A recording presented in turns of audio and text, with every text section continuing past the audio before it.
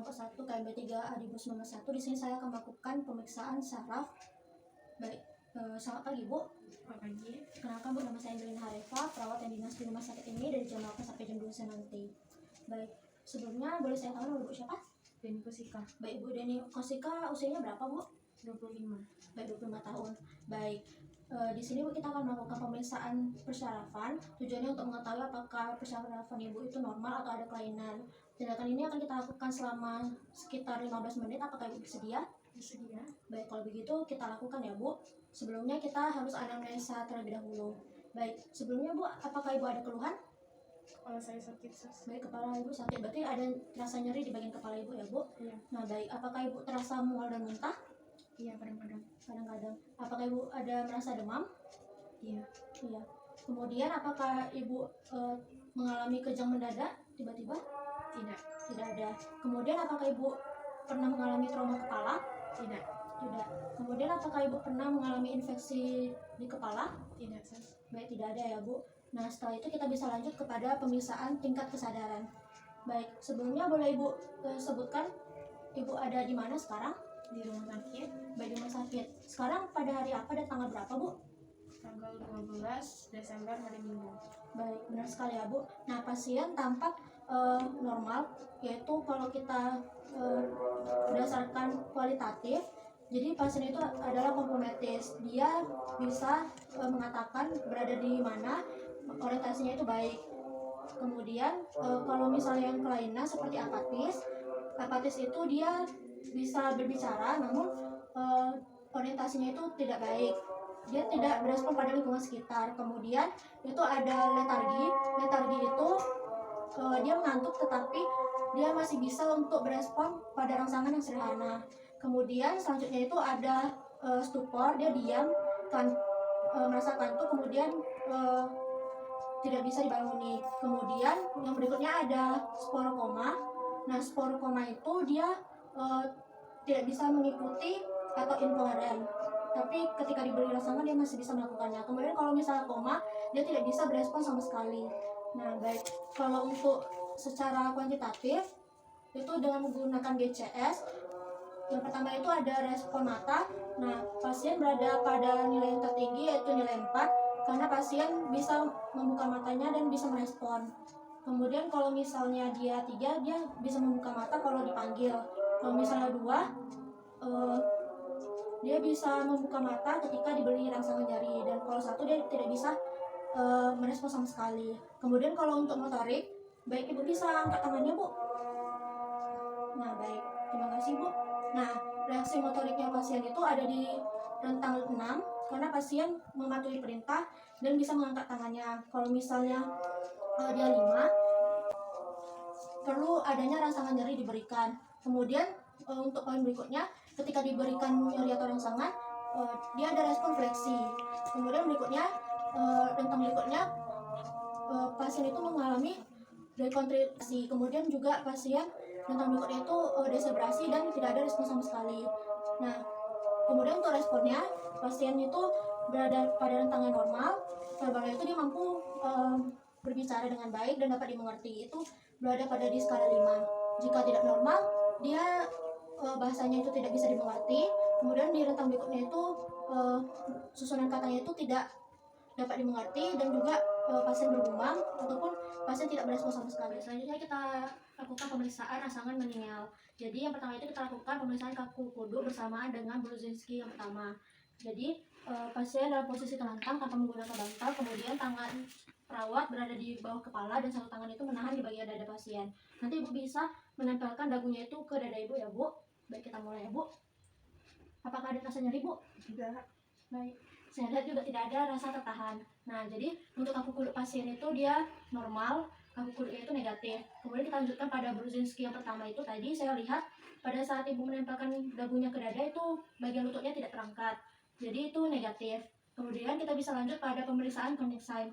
Pada bagian ini kita bisa angkat bagian pahanya ke persendian lutut dengan sudut 90 derajat. Kemudian tungkai kita naikkan setinggi 135 derajat. Nah apabila kurang berarti dia positif. Nah, di sini ibunya normal. Kemudian bisa kita lanjut pada pemeriksaan basic sign. Pemeriksaan basic sign ini kita bisa melakukan fleksi pada bagian kaki pasien dengan sejauh 70 derajat. Baik, kita lakukan. Nah, di sini pasien mampu melakukannya, jadi normal. Kemudian selanjutnya ada pemeriksaan Brudzinski 2. Kita angkat kaki pasiennya. Apakah terasa nyeri, Bu? Tidak ada. Baik, berarti normal. Baik, Bu, selanjutnya kita akan melakukan pemeriksaan saraf kranial. Jadi yang pertama itu ada saraf kranial 1. Di sini kita akan memeriksa penciuman Ibu. Nah, saya akan memberikan beberapa zat. Nanti silahkan untuk menghirupnya. Nah, kita lakukan dengan kondisi mata tertutup, kemudian lubang hidung ditutup salah satunya. Nah, baik, apakah bisa dimulai, Bu? Bisa. Baik, kalau gitu silahkan Ibu tutup matanya dan bisa buka maskernya, Bu. Tutup mata. Ibu bisa mencium aromanya? Parfum. Baik, benar. Kemudian ini bisa Ibu cium aromanya? Kayu putih. Iya, benar, Bu. Kemudian ini bisa Ibu cium aromanya? Kopi. Baik, benar sekali ya, Bu. Nah, kita lakukan juga pada lubang hidung sebelahnya. Baik, di sini hasilnya normal ya, Bu, karena Ibu bisa menyebutkannya semua dengan benar. Kita lanjut pada saraf kranial kedua. Nah, ini kita lakukan dengan pemeriksaan penglihatan. Yang pertama itu ada ketajaman penglihatan dengan menggunakan scanner cat. Ibu, sekarang kita akan melakukan pemeriksaan ketajaman mata. Tujuannya itu untuk mengetahui apakah ada kelainan pada mata Ibu, ya, Bu. Nah, sebelumnya posisi pasien dengan kartu scanner cat ini sejauh 6 meter dan juga cahayanya itu cahaya cukup. Baik, kalau begitu kita bisa langsung mulai, ya, Bu. Ibu bisa menutup sebelah matanya, Bu? Bisa. Ya, baik.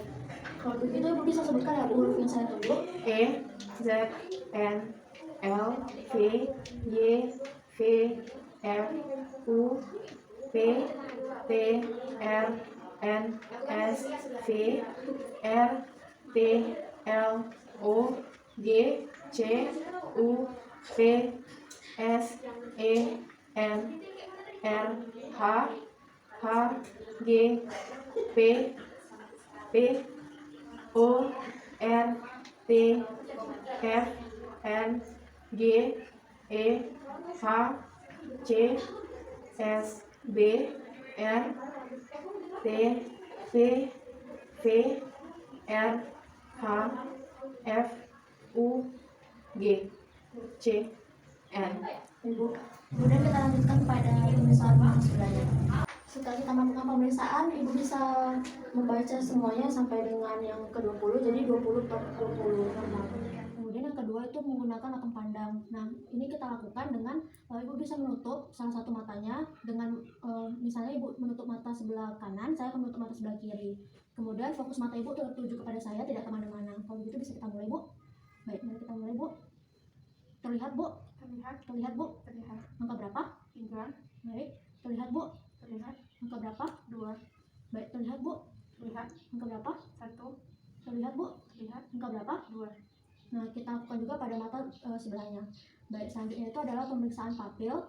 Nah, kita melakukan pemeriksaan dengan oftalmoskop. Baik, kita periksa ya, Bu.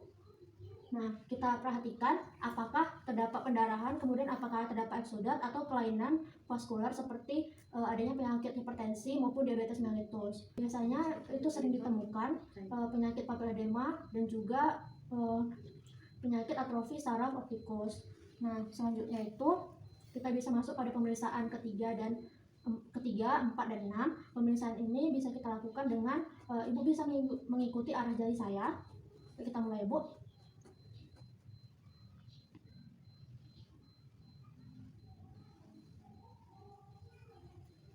Baik, saya lihat pergerakan mata Ibu normal ya, Bu. Bisa mengikutinya dengan baik. Baik, selanjutnya kita akan lakukan pemeriksaan pupil ya, Bu. Nah, di sini saya akan memberikan cahaya pada pupil Ibu.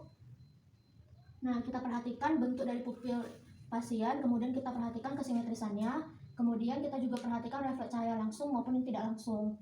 Setelah pemeriksaan pupil, bisa kita lanjutkan pada pemeriksaan kelopak mata. Di sini saya lihat kelopak mata Ibu normal ya, Bu, simetris antara kiri dan kanan, tidak ada kelopak mata yang jatuh atau disebut dengan ptosis. Nah, kemudian saya juga melihat Ibu tidak ada nistagmus, normal ya, Bu. Ibu, selanjutnya kita lanjutkan pada pemeriksaan saraf kranial kelima. Nah, di sini yang pertama itu adalah pergerakan dari otot mengunyah Ibu terlebih dahulu. Nah, saya akan memegang otot Ibu, kemudian Ibu bisa mengatupkan giginya, kemudian bisa mengunyah, Bu, menggerakkan rahangnya ke kiri dan ke kanannya. Baik, di sini saya rasakan otot mengunyah ibu itu sudah baik. Nah, selanjutnya kita lakukan pemeriksaan sensorik. Di sini saya akan memberikan rangsangan perabaan kepada ibu di bagian dahi, kemudian bagian pipi dan juga bagian dagu. Nanti ibu kalau terasa bisa bilang terasa ya bu. Kita mulai. Terasa bu? Terasa bu? Terasa? Kemudian refleks kornea kita lakukan. Nah, baik, pada refleks kornea ini pasien mengedipkan matanya dan itu normal ya bu. Baik, selanjutnya kita lakukan pemeriksaan saraf kranial 7. Di sini untuk motoriknya pasien bisa tersenyum, kemudian ya ibu bisa tersenyum, ya otot pergerakan wajah ibu bagus ya bu. Kemudian ibu bisa mengumpulkan pipinya, ya bagus ya bu. Nah, pergerakan otot wajah ibu bagus. Kemudian untuk sensorinya ibu bisa melakukan pengecapan pada beberapa zat yang saya akan berikan. Nah, ibu bisa menutup matanya.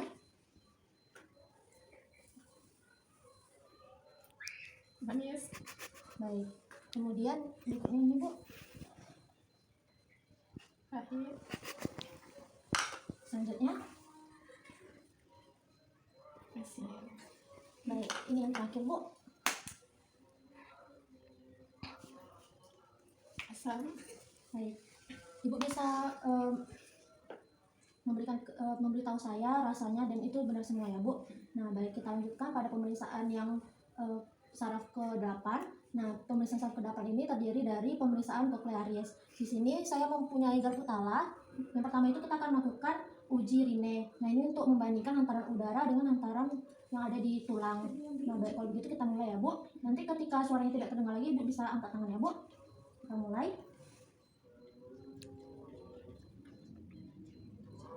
Nah, lebih besar yang di pertama atau yang kedua bu? Yang kedua. Baik, kalau begitu normal ya bu, karena hantaran udaranya lebih besar daripada yang tulang. Baik, selanjutnya itu uji Weber. Ini untuk membandingkan apakah sama yang ibu dengar antara kiri dan kanan. Kita mulai ya bu. Sama. Baik, sama ya bu, berarti hasilnya itu normal. Baik, untuk selanjutnya itu pemeriksaannya bagian vestibularis. Nah, ini untuk keseimbangan. Ibu bisa berdiri bu. Baik, ibu bisa berdiri tegak dan saya perhatikan keseimbangan ibu baik. Ibu bisa menutup matanya. Baik, bisa buka kembali.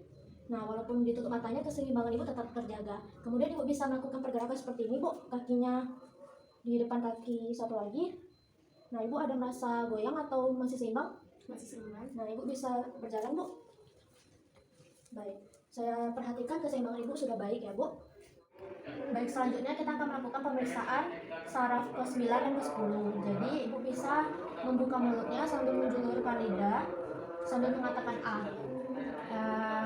Baik, di sini kita akan memeriksa palatumol pasien itu simetris atau tidak. Selanjutnya kita lakukan pemeriksaan refleks mentah. Kita akan memasukkan sepatu lidah ini ke mulut pasien menyentuh posterior faring. Baik, kita masukkan. Nah, pasien di sini ada refleks muntahnya dan itu normal ya bu. Nah, selanjutnya itu adalah pemeriksaan refleks menelan. Ibu bisa minum. Kemudian kita rasakan apakah terdapat rasa menelan dari pasien. Kita lanjut pada pemeriksaan saraf 11. Pemeriksaan ini untuk memeriksa otot sternocleidomastoideus. Jadi pasien bisa untuk memutarkan kepalanya dan memeriksa mencoba untuk menahannya. Baik, di sini ototnya itu bagus. Kita lanjutkan pada pemeriksaan otot trapezius. Pasien bisa mengangkat bahunya dan bisa mencoba untuk menahannya. Baik, di sini juga ototnya bagus. Kita lanjut pada pemeriksaan ke-12. Pasien untuk menjulurkan lidah untuk memeriksa otot lidahnya. Bisa menjulurkan lidahnya bu sejauh mungkin. Kemudian gerakan ke kiri dan ke kanan. Baik, otot lidahnya bagus ya bu. Baik, untuk pemeriksaannya kita sudah selesai. Bagaimana perasaan ibu bu setelah kita melakukan pemeriksaan? Sebenarnya karena semua pemeriksaan normal. Baik, ya bagus sekali ya bu. Tadi ibu juga bisa mengikutinya dengan baik. Nah, kira-kira ada yang ingin ibu tanyakan? Tidak, baik, jika tidak ada, kalau begitu pemeriksaan kita sudah selesai. Terima kasih ya bu atas kerjasamanya. Selamat pagi bu. Selamat pagi. Baik, selain itu jangan lupa untuk dokumentasi. Sekian video pemeriksaan saraf dari saya. Mohon maaf apabila terdapat kesalahan. Terima kasih.